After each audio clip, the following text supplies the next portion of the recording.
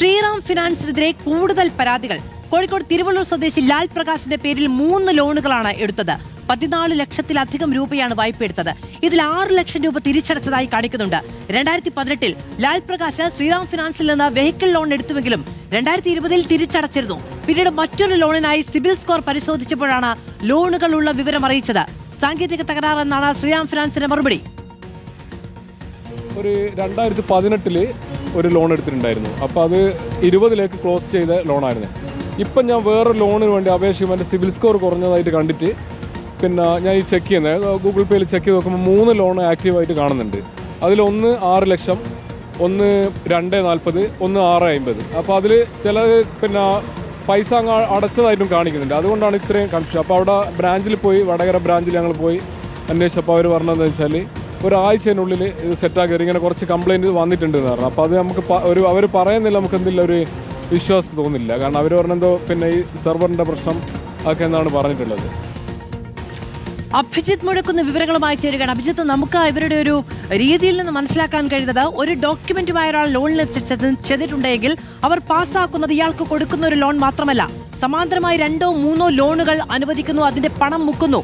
പിന്നീട് ആളുകൾ അന്വേഷിച്ച് ചെല്ലുമ്പോഴാണ് ഈ സാങ്കേതിക പിഴവെന്ന് പറഞ്ഞ് കൈകഴുകുന്നത്.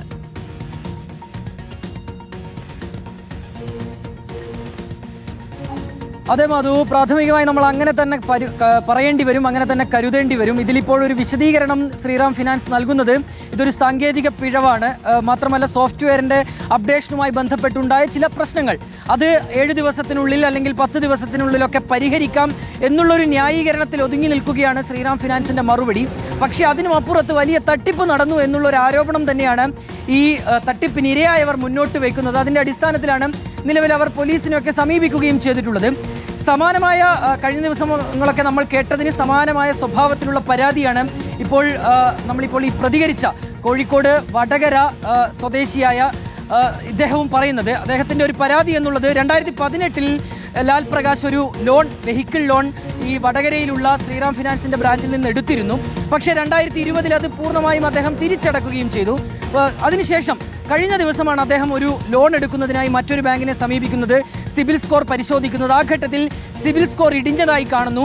അപ്പോൾ തന്നെ അദ്ദേഹത്തിന് ഒരു മറുപടി ലഭിക്കുകയാണ്, താങ്കളുടെ പേരിൽ 3 ലോണുകൾ ശ്രീറാം ഫിനാൻസിൽ ആക്റ്റീവായി നിൽക്കുന്നുണ്ട്. അങ്ങനെ അദ്ദേഹം ഈ വിവരവുമായി ശ്രീറാം ഫിനാൻസിലെത്തി അന്വേഷിക്കുന്നു. ആ ഘട്ടത്തിലാണ് ഈ ലോണുമായി ബന്ധപ്പെട്ട വിവരങ്ങളൊക്കെ ലാൽ പ്രകാശിന് ലഭിക്കുന്നത്. അത് ഈ പറഞ്ഞതുപോലെ 3 ലോണുകളുണ്ട്. ഏതാണ്ട് 15 ലക്ഷം രൂപയ്ക്കടുത്ത് അദ്ദേഹത്തിന്റെ പേരിൽ ലോൺ ഉണ്ട് എന്നുള്ളതാണ്. 14,90,000 രൂപ. അത് 3 ലോണുകളായാണ് 6,50,000, 6 ലക്ഷം കൂടാതെ 2,40,000. ഇതിൽ ഏതാണ്ട് 6,54,000 രൂപയോളം അടച്ചതായും കാണിക്കുന്നുണ്ട്. ബാക്കി തുക അടയ്ക്കാനുമുണ്ട്. അപ്പോൾ ഈ ഞാൻ ആദ്യം സൂചിപ്പിച്ചതുപോലെയുള്ള മറുപടി തന്നെയാണ് ശ്രീറാം ഫിനാൻസിൽ നിന്ന് ലാൽ പ്രകാശിന് ലഭിക്കുന്നത്.